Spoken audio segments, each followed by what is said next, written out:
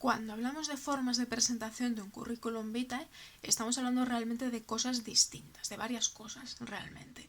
Por una parte, la forma en la que tú presentas la información dentro de tu currículum, tenga el formato que tenga, y por otra parte, lo que sería el formato, la forma de presentación, el tipo de currículum que tú haces. Y ahora me explico un poco para que me entiendas. Por una parte, empezando por explicar este tema con calma, tenemos un poco la forma en la que tú colocas la información, sobre todo hablando del apartado de experiencia profesional.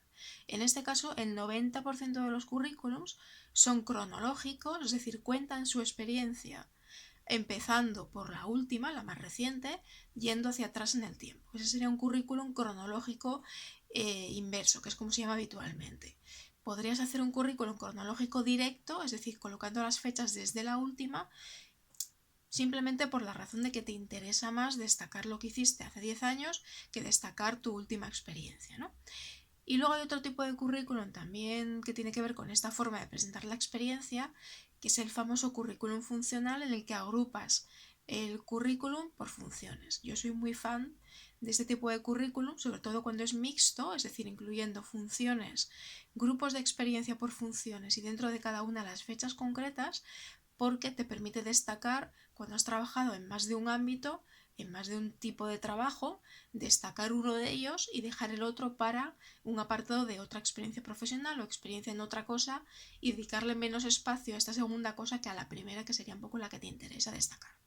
Aparte de esto, de esas formas de presentación de la experiencia, está la forma o formato de presentación del propio currículum vitae. Y aquí me estoy refiriendo un poco a la plantilla, al tipo de documento, a este tipo de cosas.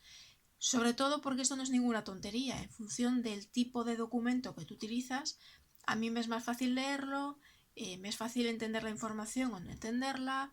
Puedo hacer un informe copiando y pegando tu información o no puedo hacerlo porque es una imagen lo que me mandas. No puedo abrir el documento en función de la versión que tengas, etc.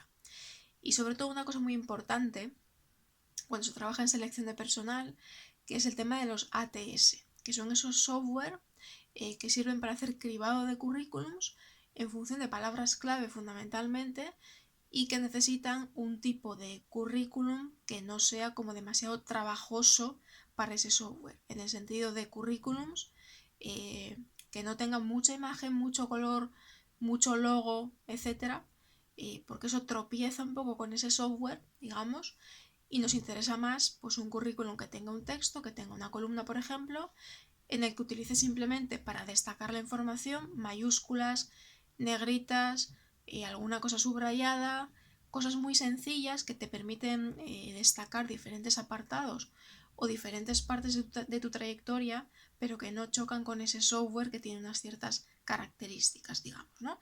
El software funciona con palabras clave, pero es importante también cuidar el formato en ese sentido. Entonces, formatos habituales que utilizan los candidatos, el típico Word o el Word pasado a PDF, perfecto, en una columna o en dos columnas si quieres, con texto, remarcando cosas como decías en mayúsculas, etcétera, pero ya está. Tampoco hace falta mucha cosa más, realmente.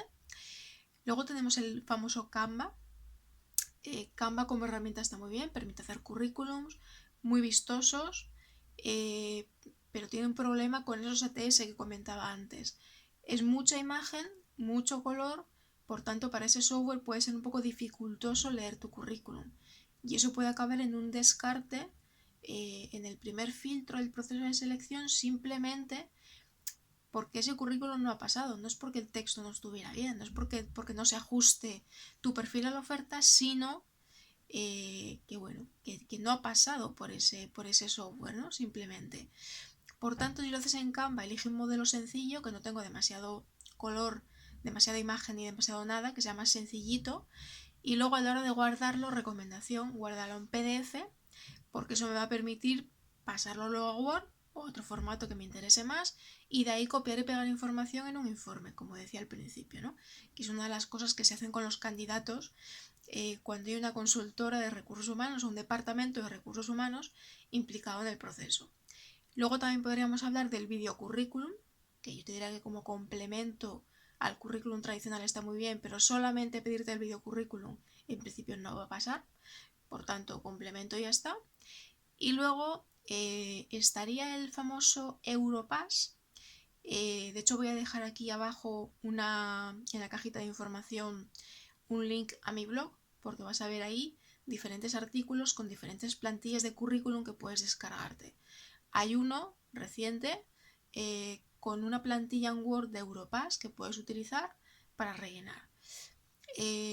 Visualmente es bastante sencillo, pero el problema que tiene de Europass es que a pesar de estar en Word y ser sencillo, como digo, resulta un poco pesado de leer, ¿no? Contiene demasiada información, se detienen las competencias, que está muy bien, pero se detiene demasiado en las competencias, demasiado en los idiomas, incluso el formato que tiene en 2 columnas, pero un poco extraño, es un poco difícil de leer. Por tanto, resérvalo para cuando específicamente te pidan en alguna oferta, no es habitual, pero puede pasar, un formato de currículum Europass. El resto de los casos, plantillas en Word, PDF, como digo, en mi blog hay 800 millones para descargar también, plantillas sencillas pero que realmente se entienden bien, con apartados bien diferenciados, currículos funcionales o funcional mixto, está muy bien, negritas, alguna cosa de color, poca cosa más necesitas para hacer un currículum bueno con un formato que precisamente pase el primer filtro, no tenga problemas con esos software ATS y que llame la atención al reclutador y que te dé la oportunidad de una entrevista, que es lo que tú quieres, ¿no? Como decía, dejo la referencia del blog por aquí, que ya hay plantillas de sobra y pues cualquier cosa, estaré encantada. Por cierto, dentro de nada, el lunes 10 nos vemos en un taller de currículum en InfoJobs y en los próximos días, mayo, junio, tenemos más talleres de este tipo, LinkedIn, entrevistas, elevator pitch, etc. Dejo también la información por aquí y nada, cualquier cosilla, por aquí estoy siempre.